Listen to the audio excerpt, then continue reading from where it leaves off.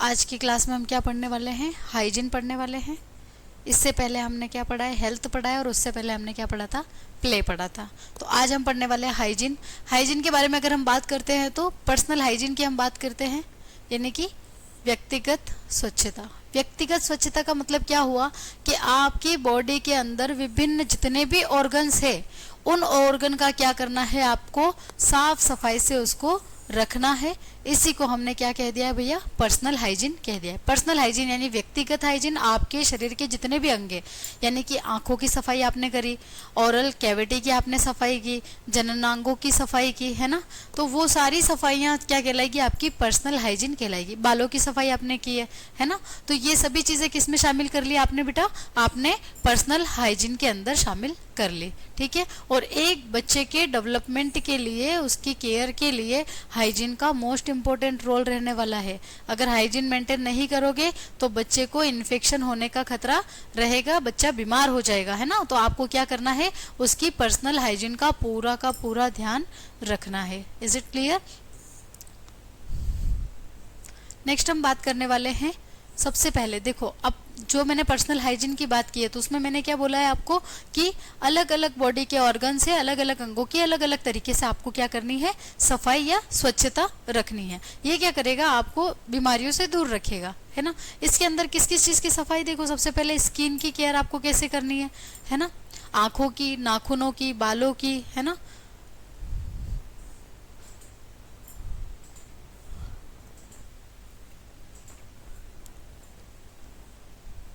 सबसे पहला हमने पढ़ा है यहाँ पर स्किन की केयर हम कैसे करेंगे, या स्किन की सफाई हम कैसे करने वाले हैं। आप बताओ, स्किन की केयर कैसे करेंगे हम? सबसे पहले डेली आपको नहाना है ना? डेली नहाओगे नहीं तो स्किन क्या होगी? इन्फेक्टेड रहेगी, आपको कोई भी बीमारी लग सकती है। तो सबसे पहले क्या करना है? डेली नहाना है। बच्चे की आदत डालो कि बच्चा डेली नहाए, है ना? और पूरे शरीर को अच्छे तरीके से साफ करके नहाए, यानी थोड़ा समय लगाकर नहाए लेकिन अच्छे तरीके से नहाए। उसके बाद क्या करना है? जो स्किन है उस पर ऑयल की अच्छे से मालिश करनी है बच्चे के। उसके बाद में हम बात करने वाले हैं शौच और खेल अगर बच्चा कर रहा है, यानी कि जब भी बच्चा टॉयलेट जाता है या बाहर खेलने के लिए जाता है तो वहां से आने के बाद बच्चे को हैंड वॉशिंग करना आपको सिखाना है। ठीक है, ये आपकी स्किन हाइजीन के अंदर आ जाने वाला है। इसी के साथ में देखो, अगर ओरल कैविटी की सफाई करनी है तो बच्चे को क्या करना पड़ेगा? डेली ब्रश करना पड़ेगा, और डेली दिन में 2 बार, यानी सुबह उठते समय आप ब्रश कर रहे हैं और रात को सोते समय आप ब्रश कर रहे हैं। तो बच्चे की आदत आपको डालनी है कि सुबह उठते ही बच्चा क्या करेगा? ओरल कैविटी की सफाई करेगा और दांतों की सफाई करेगा। सेम एज इट इज शाम को सोते समय भी बच्चा क्या करने वाला है? आपका ब्रश करने वाला है। नेक्स्ट हम बात करने वाले हैं, देखो, हैंड वॉशिंग की अगर हम बात करते हैं तो देखो, हैंड वॉशिंग बहुत इंपॉर्टेंट टॉपिक रहने वाला है। नर्सिंग पॉइंट ऑफ व्यू से तो बहुत, एक मेडिकल पॉइंट ऑफ व्यू से अगर मैं बात करती हूँ तो हैंड वॉशिंग बहुत इंपॉर्टेंट टॉपिक रहने वाला है। ठीक है, यानी बच्चे को तो हम सिखा ही रहे हैं, बच्चे के लिए तो हैंड वॉशिंग बहुत ज़रूरी है ही है, लेकिन अपना जो फील्ड है ना बेटा, इसमें हैंड वॉशिंग बहुत ज़्यादा महत्व रखती है। हैंड वॉशिंग में 2 चीज़ें हम पढ़ते हैं बेसिकली। हैंड वॉशिंग में हम क्या क्या चीज़ें पढ़ते हैं? पहला, हम हैंड वॉशिंग के स्टेप्स पढ़ते हैं। दूसरी तरफ हम पढ़ते हैं हैंड वॉशिंग के मोमेंट्स। स्टेप की अगर मैं बात करती हूँ, सवाल अगर आपसे कोई पूछ रहा है कि भैया हैंड वॉशिंग स्टेप बता दीजिए, तो जवाब आपका क्या जाने वाला है? हैंड वॉशिंग स्टेप पूछ रहा है तो आपके दिमाग में क्लिक होना चाहिए कि सामने वाला क्या पूछ रहा है? हैंड वॉशिंग का तरीका, आपको हाथ कैसे धोने हैं, ये पूछना चाह रहा है। इसी जगह अगर मैं बात करती हूँ कि कोई आपसे पूछ ले हैंड वॉशिंग मूवमेंट्स, तो आपका जवाब यहाँ पर बदल जाने वाला है। मतलब यहाँ पर अब वो आपसे हैंड वॉशिंग के तरीके नहीं पूछना चाहता, वो क्या पूछना चाहता है कि हैंड वॉशिंग किस किस मोमेंट्स पर, यानी कब कब आप हैंड वॉशिंग करेंगे। 2 चीजें ध्यान रखनी है, देखो, कब और कैसे। कब और कैसे, ठीक है? अगर कब पूछे तो जवाब, सवाल क्या बनेगा? मोमेंट, हैंड वॉशिंग मूवमेंट, है ना? मूवमेंट। और अगर कैसे पूछे तो जवाब, सवाल आपका क्या बनेगा? Hand washing step. Is it clear? ये दो चीजें आपको ध्यान में रखना है। हैंड वॉशिंग मूवमेंट, अगर वो पूछ रहा है कि हैंड वॉशिंग कब कब की जाती है, इसका मतलब वो क्या पूछ रहा है, हैंड वॉशिंग मूवमेंट पूछ रहा है। और अगर वो पूछ रहा है कि हैंड वॉशिंग कैसे की जाती है, तो वो आपको क्या पूछना चाहता है, हैंड वॉशिंग स्टेप पूछना चाहता है। दोनों सवाल अलग है, अगर सवाल ध्यान से सुनोगे तो आपके जवाब यहाँ पर बदल जाने वाले हैं। अगर मैं बात करूं कि अगर ऑप्शनल क्वेश्चन आपका कोई आता है अ ब स द वाला, है ना, तो इसमें अगर आपसे पूछ लिया जाए कि हैंड वॉशिंग मोमेंट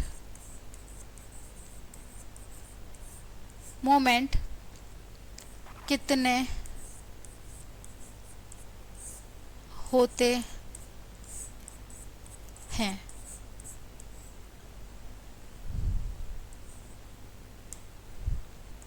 ए फोर, बी ऑप्शन में आपको दे रखा है 5, सी ऑप्शन में आपको दे रखा है 6 और 7 ऑप्शन में आपको आपका डी ऑप्शन दे रखा है आपका 7 मान लो। ठीक है, तो अब आप यहाँ पर क्या आंसर करेंगे, क्वेश्चन को ध्यान से पढ़े, पूछना क्या चाह रहा है, हैंड वॉशिंग मोमेंट कितने होते हैं। सवाल क्या है, हैंड वॉशिंग मोमेंट कितने होते हैं। जवाब क्या जाएगा ये आपको बताना है। देखो यहां कुछ नहीं बदल रहा है, बदल कहां रहा है बेटा, यहां पर आपको गौर करना है। वो क्या पूछ रहा है, मोमेंट्स पूछ रहा है, स्टेप नहीं पूछ रहा है। कई बार अपन क्या करते हैं, जैसे मोमेंट पूछा टिक, वहीं पर आपका -1 हो गया, है ना, क्योंकि आपने सवाल को ध्यान से नहीं पढ़ा। अगर आप सवाल को ध्यान से पढ़ते तो आपको पता चलता कि वो हैंड वॉशिंग स्टेप नहीं मोमेंट पूछना चाह रहा है, और जैसे ही वो मोमेंट पूछेगा आपका जवाब क्या हो जाएगा, 5 हो जाएगा। क्योंकि हैंड वॉशिंग मोमेंट्स कितने होते हैं, 5 होते हैं, और हैंड वॉशिंग स्टेप कितनी होती है बेटा, 6 होती है। ये आपको रिंस से लगाकर एंड तक बता रखा है, मतलब जो आप हाथों को वापस ड्राई करोगे वहां तक बता रखा है, इसलिए 11 स्टेप हो रही है। पर बेसिक जो रबिंग स्टेप से हम अगर बात करते हैं तो 6 स्टेप यहाँ पर रहने वाली है। Is it clear. चलो इसके बारे में हम बात कर लेते हैं। ये जो आप देख रहे हो कंफ्यूज नहीं होना है बेटा, ये 11 स्टेप्स दे रखी है ना। ये 11 स्टेप किसको मिला के दे रखी है, आपने हाथ को गीला किया, वहां से लगाकर आपने हाथों को सुखाया, वहां तक टोटल 11 स्टेप हो रही है ना। और हम जो हॉस्पिटल हैंड वॉशिंग की अगर बात करते हैं तो हम जवाब 6 देते हैं, क्योंकि हम रबिंग से स्टार्ट करते हैं, है ना। रबिंग कहाँ से शुरू हो रही है, रबिंग कहाँ से शुरू हो रही है, 1 2 3 4 5 6, है ना। तो ये 6 स्टेप जो है, यहाँ पे भी बहुत सारा करेक्शन है, मैं आपको डेमो करके अभी बताने वाली हूँ। यहाँ पे भी बहुत सारे करेक्शन रहने वाले हैं, तो कुल मिला के जो इमेज है इसमें बहुत सारे करेक्शन की आवश्यकता है। मैं आपको जो डेमो करके बताने वाली हूँ उस पर आपको फोकस करना है अच्छे से। फिलहाल हम बात करने वाले हैं यहाँ पर हैंड वॉशिंग स्टेप की। हैंड वॉशिंग स्टेप क्या क्या रहने वाली है, तो इसके बारे में हम बात करते हैं। पहले मैं इस पीपीटी के इस पेज को हटा देती हूँ ताकि आप लोगों का कन्फ्यूजन थोड़ा कम हो जाए, है ना। ये दिखेगा तो तुम लोग ज़्यादा कन्फ्यूज हो गए। चलो यहीं से शुरू करते हैं। देखो सबसे पहले आपको क्या करना है, अगर मैं हॉस्पिटल परिसर की अगर बात करती हूँ तो हॉस्पिटल परिसर में हमें क्या करना है, सबसे पहले आपको एक चीज पता होनी चाहिए, हैंड वॉशिंग कब करनी है कब नहीं करनी है। पहली चीज, कुछ भी काम करने का सबसे पहले हैंड वॉशिंग करना। कुछ भी काम हो गया है उसके बाद हैंड वॉशिंग करना। दो चीजें दिमाग में रख लो, पेशेंट को टच करोगे पहले हैंड वॉशिंग, पेशेंट को टच कर लिया बाद में हैंड वॉशिंग। कोई भी प्रोसीजर करी पहले हैंड वॉशिंग, कोई भी प्रोसीजर कर ली उसके बाद हैंड वॉशिंग। कोई भी चीजें एक्सपेल आउट जो भी निकला है आपके प्रोसीजर से, जो भी गंदगी निकली है उसको आपने उठाया ठिकाने लगाया, उसके बाद वापस हैंड वॉशिंग। तो ये होते हैं मोमेंट्स, है ना। कब कब हैंड वॉशिंग की, कब कब की बेटा, 2 बिफोर 3 आफ्टर। सबसे पहले बिफोर की अगर मैं बात करूं, पेशेंट टच करने से पहले, पेशेंट टच करने से पहले आपको हैंड वॉशिंग करनी है, ठीक है। आपके हाथों के माइक्रो ऑर्गेनिज्म है पेशेंट पर, या कोई अगर छोटा बच्चा पेशेंट है तो उसको इन्फेक्टेड कर सकता है। आपने हैंड वॉशिंग कर ली, हो सकता है पेशेंट इन्फेक्शन लेकर आया है उसको आपने टच किया, अब आपको बीमारी लग सकती है तो आप हैंड वॉशिंग कर लो जाकर, ठीक है। कोई भी प्रोसीजर आपको करनी है, फॉर एग्जांपल आप किसी पेशेंट की ड्रेसिंग करने वाले हैं, तो अगर आप किसी पेशेंट की ड्रेसिंग करने वाले हैं, ड्रेसिंग एक तरीके की प्रोसीजर हो गई है, तो ड्रेसिंग करने से पहले आप क्या करोगे, हैंड वॉशिंग करोगे, ठीक है। तो 2 बिफोर हो गए, पहला तो पेशेंट टच करने से पहले और दूसरा कोई भी प्रोसीजर करने से पहले। आफ्टर की मैंने बात की है, पहला आपने पेशेंट को टच करने के बाद में कोई भी प्रोसीजर आपने किया है, ठीक है, उसके बाद में आप क्या करोगे, हैंड वॉशिंग करोगे उसका जो भी ड्रेन आउट निकला है, यानी कि ड्रेसिंग के बाद जो भी गंदगी निकलती है, उसको आपने क्या किया, बायोमेडिकल वेस्ट मैनेजमेंट किया, सेग्रीगेट किया। सेग्रीगेट करने के बाद में आपने ग्लव्स निकाले, फिर आपने कर ली हैंड वॉशिंग, ठीक है। और उसके बाद में पेशेंट के सराउंडिंग्स को आप सेट करोगे ना वापस, जहां जहां पेशेंट टच हुआ है तो पेशेंट के सराउंडिंग, अगर इन्फेक्टेड पेशेंट है तो, है ना, या फिर अगर पेशेंट की ड्रेसिंग हुई है तो बेडशीट, मैकिनटोश, इनको भी आप वापस सेटल करने वाले हैं। तो इसके बाद में भी आपको क्या कर देना है बेटा, हैंड वॉशिंग कर देनी है। तो ये मैंने बात की थी हैंड वॉशिंग मूवमेंट की, यानी कब कब हैंड वॉशिंग करने की आवश्यकता पड़ती है। पेशेंट को टच करने से पहले, प्रोसीजर करने से पहले, पेशेंट को टच करने के बाद, कोई भी प्रोसीजर करने के बाद, उसके बाद जो भी आपकी प्रोसीजर से गंदगी निकली है या पेशेंट के सराउंडिंग आपने टच किए हैं तो उसको भी टच करने के बाद भी आपको क्या करना है, हैंड वॉशिंग करनी है। अब हमने बात करना है कि हैंड वॉशिंग कैसे करनी है, यानी कि अब हम मूवमेंट से सीधा किधर शिफ्ट हो रहे हैं, स्टेप के ऊपर। तो आज मैं आपको बताने वाली हूँ कि हैंड वॉशिंग स्टेप कैसे की जाती है, ठीक है। सबसे पहले बेटा क्या होता है, ये जो मैंने इतने ऑर्नामेंट्स पहन रखे हैं ये कुछ भी नहीं पहनने। अगर आप हॉस्पिटल में जा रहे हो, रिंग्स नहीं पहननी है, नाखून बड़े नहीं रखने हैं, घड़ी नहीं पहननी है, धागे नहीं पहनने हैं, कड़े नहीं पहनने हैं। इसके अलावा जो इयररिंग्स आप वियर करते हैं, नोज पिन आप वियर करते हैं, या किसी भी तरह का ऑर्नामेंट क्या होता है, इन्फेक्शन को कैरियर करता है, ठीक है। इन्फेक्शन को कैरी करेगा। आप हॉस्पिटल से जितना भी इन्फेक्शन है वो इन सारे ऑर्नामेंट्स के माध्यम से आपके घर पे जाएगा। घर पे जाने के बाद जो भी आपके घर में छोटे बच्चे हैं, बड़े बुजुर्ग हैं, या जिनकी भी इम्यूनिटी कम है, कोई प्रेग्नेंट महिला हो सकती है या कोई बीमार व्यक्ति हो सकता है, उनको और ज़्यादा बीमार कर सकता है, उनमें कोई भी इन्फेक्शन पैदा कर सकता है। तो पहली चीज़, सबसे पहले जब हम हॉस्पिटल जाते हैं तो हमारे पास में ये ऑर्नामेंट्स नहीं होने चाहिए, ठीक है। दूसरी मैं बात करती हूँ, अगर आपने कोई प्रोसीजर करनी है तो आपने सबसे पहले क्या करना है, हैंड वॉशिंग। हैंड वॉशिंग के लिए सबसे पहले आप हाथों को गीला करेंगे। हाथों को गीला करने से पहले आपने देखा होगा हॉस्पिटल के जो टैप्स होते हैं, जो नल होते हैं, उनके हैंडल्स थोड़े से लंबे होते हैं, बड़े होते हैं एज कम्पेयर टू होम। अगर घर के टैप की बात करोगे तो छोटा सा एक उसका हैंडल होता है, उसको आपने घुमाया और नल चल जाता है ना। लेकिन हॉस्पिटल के नलों का जो टैप होते हैं उनके हैंडल ऐसे नहीं होते, वो थोड़े से लंबे होते हैं। अब वो लंबे क्यों होते हैं बेटा, क्योंकि हमें पता है कि हमारे हाथ धोने से पहले इन्फेक्टेड है ना, और धोने के बाद अगर मैं बात करूँ तो नल इन्फेक्टेड है ना। तो दोनों ही परिस्थिति में आपको टेप को डायरेक्ट हाथ से तो कांटेक्ट में लेना नहीं है। अब आप क्या करने वाले हैं, आपकी जो कोहनी है, इस कोहनी से आपको टेप को ओपन करना है कुछ ऐसे, ठीक है, और ऐसे ही वापस बंद करना है। यानी कि जो हैंडल है उसको ऐसे घुमा के आप खोलेंगे और ऐसे वापस इसको बंद करने वाले हैं। तो पहला काम आपने क्या किया, टेप को चलाया। इसके बाद आपने हाथों को गीला किया। हाथों को गीला करने के बाद में वहाँ पर जो भी अवेलेबल सोप या हैंड वॉश है उसको आपने हाथों पे अप्लाई कर दिया, ठीक है।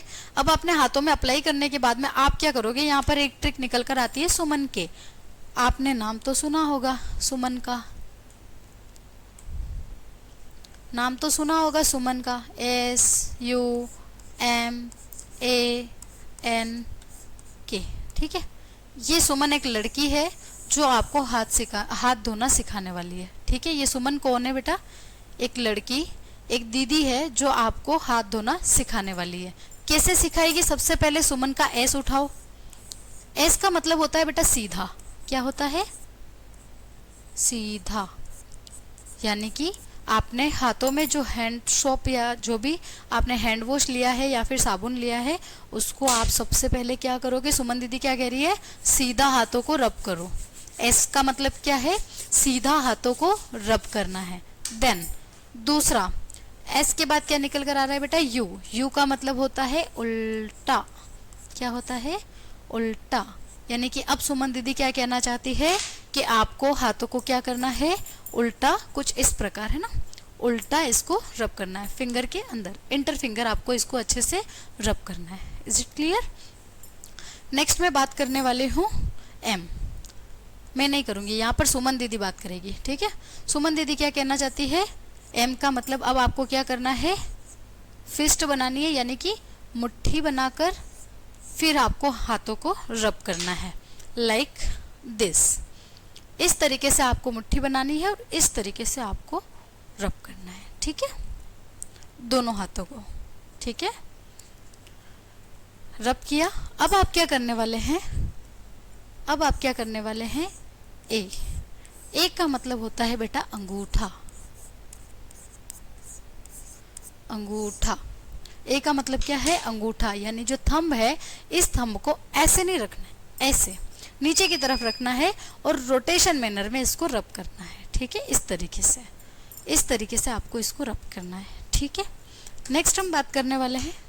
नेक्स्ट सुमन दीदी आपको क्या कहना चाहती है बेटा, एन। एन का मतलब होता है आपके नेल्स या नाखून। क्या है आपके नाखून। अब आपको नाखूनों को जो क्लीन करना है उसको कैसे क्लीन करोगे, ये आपके नेल से इस तरीके से आपको इसको क्लीन कर देना है। ठीक है, इस तरीके से दोनों हाथों को क्लीन किया। आगे बढ़ते हैं। आगे दीदी क्या कह रही है बेटा, आगे दीदी बोल रही है के का मतलब क्या साफ करेंगे हम, कलाई। ठीक है, के का मतलब क्या है बेटा, कलाई, यानी अब जो आपकी कलाई बची है इसको भी इस तरीके से रोटेशन मैनर में रब करके आपको क्या कर देना है, क्लीन कर देना है। Is it clear. आपने क्या किया, सुमन के को एक बार रिपीट करो। हैंड वॉश आपके पास अवेलेबल है, हैंड वॉश आपने अप्लाई कर लिया। देन फर्स्ट एस फॉर सीधा, यू फॉर उल्टा। ठीक है, एस यू एम फॉर मुट्ठी। ठीक है, ए फॉर अंगूठा। ठीक है, ए फॉर अंगूठा, एन फॉर नेल्स, के फॉर कलाई। देन उसके बाद आपने वापस रिंस करना है, टेप को बंद करना है, और अगर वहाँ पर ड्रायर अवेलेबल है तो ड्रायर से या नेचुरल ड्राई आप होने दे सकते हैं। ये होता है आपका हॉस्पिटल में हैंड वॉशिंग का स्टेप का मैनर। याद रखने वाली बात क्या है, सुमन के। अगर सुमन के को आप याद रखोगे तो स्टेप बाय स्टेप आप हैंड वॉशिंग की स्टेप याद रख सकते हो। ठीक है, कितनी स्टेप हुई बेटा, 1 2 3 4 5 6। ठीक है, अगर सवाल आता है हैंड वॉशिंग स्टेप कितनी, तो आंसर 6। अगर पूछा जाए हैंड वॉशिंग मोमेंट कितने, तो आंसर 5। ठीक है, 2 बिफोर 3 आफ्टर 3 आफ्टर। ठीक है, 2 बिफोर 3 आफ्टर, 2 + 3 कितने हुए, 5। 2 बिफोर पेशेंट को टच करने से पहले, कोई भी प्रोसीजर करने से पहले। 3 आफ्टर पेशेंट को टच करने के बाद, कोई प्रोसीजर करने के बाद, और प्रोसीजर से निकला हुआ कोई भी एक्सपेल है उसको आपको ड्रेन आउट करने के बाद में, या फिर पेशेंट के सराउंडिंग है उसको टच करने के बाद में। ये हो गए आपके 5 मूवमेंट, ये हो गए आपके 6 स्टेप। कोई कंफ्यूजन? आई होप आपको यहाँ तक बात समझ में आ गई है। ठीक है, ये जो बताया गया एक बच्चे के लिए बताया गया है, यानी घर पे हैंड वॉशिंग बच्चा अगर कर रहा है, घर वाला टेप अवेलेबल है, टेप को चालू किया, wet the hand with water, पानी से आपने हाथों को गीला किया, हैंड सोप आपने अप्लाई किया जितनी ज़रूरत थी। उसके बाद में सीधा वही है, पाल्म टू पाल्म आपने सीधा रब किया। देन उसके बाद में एक पाल्म को दूसरा उल्टा हाथ करके और उसको क्या करना है, डोर्सल एरिया पे क्लीन करना है। उसके बाद में इंटर फिंगर करके क्लीन किया बच्चे ने, फिस्ट बना के क्लीन किया, अंगूठे को रोटेशन मैनर में रब किया, देन नेल्स को क्लीन किया, देन वापस क्या किया, रिंस विथ वाटर। उसके बाद में बच्चा क्या कर रहा है, आपके जो भी टॉवल जो है सिंगल यूज टॉवल है उससे हाथों को पूछा और उसी टॉवल से टेप को वापस बंद कर दिया, और आपने अब हाथों को क्या कर देना है बेटा, सुखा देना है। तो जो चीज़ें मैंने बताई है लगभग सारी चीज़ें सेम है, इसके अंदर कुछ भी चेंजेस नहीं है। टेप अगर चेंज दिया है तो इसके लिए वापस टेप को बंद करने के लिए आपने क्या किया, वही यूज्ड टॉवल यूज में लिया है जो सिंगल यूज के लिए था। तो इन्फेक्शन से बचाने के लिए आपने क्या किया है, हैंड वॉशिंग को अच्छे से सीख लिया है। और हॉस्पिटल के अंदर और कोई चीज़ तुम्हें आए नहीं आए, हैंड वॉशिंग तुम्हें अच्छे से आनी चाहिए बेटा। ठीक है, क्योंकि अगर आप स्वस्थ रहेंगे तो आप पेशेंट को स्वस्थ रख सकते हैं। अगर आपके अंदर ही बीमारियां हैं तो आप पेशेंट को बीमार कर देंगे। पेशेंट कोई और बीमारी लेकर आया है, आप उसको कोई और बीमारी दे दोगे। आपने एक पेशेंट का ट्रीटमेंट किया, हैंड वॉश नहीं किया, दूसरे पेशेंट का ट्रीटमेंट किया, मतलब इधर से बैक्टीरिया उठाया, उसको बैक्टीरिया दे दिया। क्लियर बात है। तो हैंड वॉशिंग बहुत ज़रूरी है, आपके लिए भी आवश्यक है, पेशेंट के लिए भी आवश्यक है, और साथ ही साथ आपके परिवार वालों के लिए, आपके साथ में जुड़े हुए लोगों के लिए, सबके लिए आवश्यक है। तो हैंड वॉशिंग तो ऐसा है कि अगर आप हॉस्पिटल में जा रहे हो तो हैंड वॉशिंग आपको आनी ही चाहिए, और बाकी सब चीज़ें हॉस्पिटल जाके सीख लेना। क्लियर है, लेकिन हैंड वॉशिंग आपको आनी चाहिए। चलो भाई, नेक्स्ट हम बात करेंगे। अभी तक हमने स्किन की केयर के बारे में बात की थी कि आपकी स्किन की सफाई हम कैसे कर रहे थे। नेक्स्ट हम बात करेंगे आंखों की सफाई कैसे की जाती है। सिंपल सी बात है, आंखों को अगर साफ करना है तो साफ पानी से आंखों को अच्छे से धोना है और बार बार अपने हाथों से आंखों को टच नहीं करना है, क्योंकि हम हाथों से बहुत सारे छोटे मोटे ऑब्जेक्ट्स को टच करते हैं। जैसे मैंने अभी पेन को टच कर रखा है, इस पेन के ऊपर बहुत सारे माइक्रो ऑर्गेनिज्म होंगे।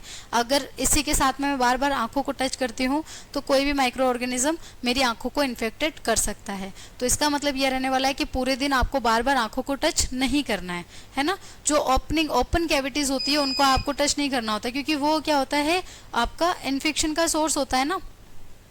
बार बार अगर आप टच करोगे तो वो इन्फेक्शन को एंटर करने के एक रास्ता है जो इन्फेक्शन को बॉडी के अंदर एंटर दे सकता है। जैसे आपके कान हो गए, आपका नोज हो गया, आईज हो गई, आपका जो बक्कल म्यूकोजा, आपकी बक्कल कैविटी हो गई, ओरल कैविटी, तो ये क्या है, ये ओपनिंग्स है ना। ये ओपनिंग से यहाँ से बॉडी के अंदर इन्फेक्शन जा सकता है। यूरेथ्रा है जो यूटीआई करवाता है ना, तो वो भी क्या है, एक ओपनिंग है जो एक्सटर्नल इन्वायरमेंट को इंटरनल इन्वायरमेंट से कनेक्ट रख रही है। स्किन क्या है, स्किन बैरियर है ना। स्किन बैरियर है जो अंदर के अंगों को बाहरी वातावरण से पूरी तरीके से अलग रखती है। ये स्किन जो आपको प्रोटेक्ट करती है हर चीज से। लेकिन जो ओपनिंग्स है, उन ओपनिंग से तो इन्फेक्शन एंटर हो सकता है ना। तो आपको वहां पर कोशिश करें कि वहां पर आप इन्फेक्टेड चीजों को कम टच करें, है ना। तो आंखों को अगर आप बार बार टच नहीं करेंगे और साफ पानी से आंखों को टच करेंगे तो यही आपकी आंखों की स्वच्छता हो जाने वाली है। नेक्स्ट मैं बात करूंगी नाखूनों की सफाई की। तो नाखूनों की सफाई करने के लिए आपको क्या करना है, देखो मेरे नेल्स, मेरे नाखून आपको बड़े नहीं दिखाई देंगे। मुझे लगता है कि शायद ही मैंने कभी अपने नाखूनों को बढ़ाया होगा, और बढ़ाया भी होगा तो बहुत पहले बढ़ाया होगा। आई थिंक नर्सिंग में आने के बाद तो शायद ही मैंने अपने नाखूनों को बढ़ाया होगा। जब भी जरूरत पड़ती है मैं नकली नाखून लगा देती हूँ, है ना। तो आपको भी ऐसा ही करना है। आपको क्या करना है, आपके नाखून, बच्चे के नाखून कभी भी बड़े नहीं होने चाहिए। समय समय पर उनको काट दो, क्योंकि यहाँ पर इन्फेक्शन रह सकता है ना।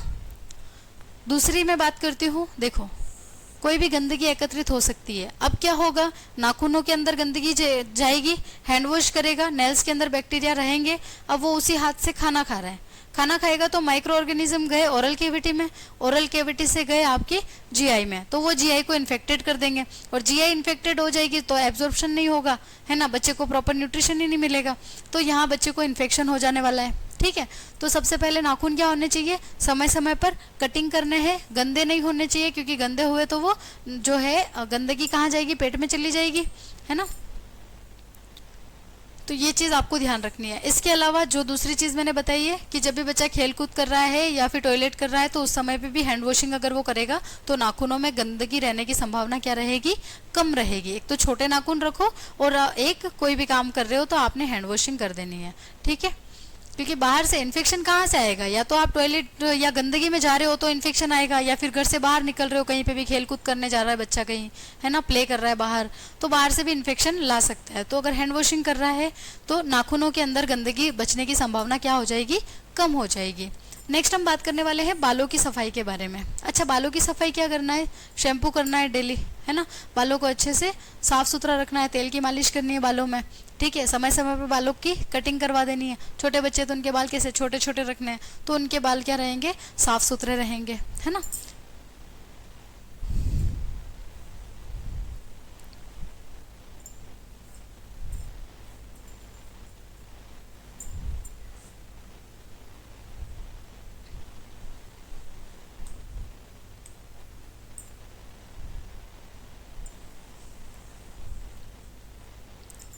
नेक्स्ट मैं बात करती हूँ मल एवं मूत्र त्यागना। बच्चों की समय पर मल मूत्र त्यागने का परीक्षण देने चाहिए और स्वच्छता का ध्यान भी रखना चाहिए। यानी कि छोटा बच्चा है तो उसको आपको क्या करना है, टॉयलेट ट्रेनिंग देनी है। टॉयलेट ट्रेनिंग का मतलब यह है कि बच्चे का एक टाइम फिक्स कर देना, क्योंकि बच्चे को है ना बावल ब्लैडर जो है वो कंट्रोल अभी नहीं है ना। छोटा बच्चा अगर होता है तो उसको 2 से 3 साल लग जाते हैं उसका जो यूरिन पास आउट पे कंट्रोल करने में या स्टूल पास आउट कंट्रोल करने के अंदर बच्चे को लगभग 2 या 3 साल लगते हैं सीखने के लिए, है ना। तो बच्चे का क्या करेंगे, हम एक टाइम बाउंड कर देंगे, एक समय निश्चित कर देंगे जिसके अंदर बच्चे को डेली हम क्या करवाएंगे, टॉयलेट ट्रेनिंग करवाएंगे, ताकि बच्चा धीरे धीरे टॉयलेट ट्रेनिंग को सीख सके, समय पर यूरिन पास आउट कर सके, समय पर टॉयलेट ट्रेनिंग वो कर सके। ठीक है, ये भी, और उस समय पे भी बच्चे की स्वच्छता का आपको पर्सनली ध्यान रखना है। मतलब आपके ऑब्जर्वेशन के अंदर ही आपको बच्चे को टॉयलेट ट्रेनिंग करवानी है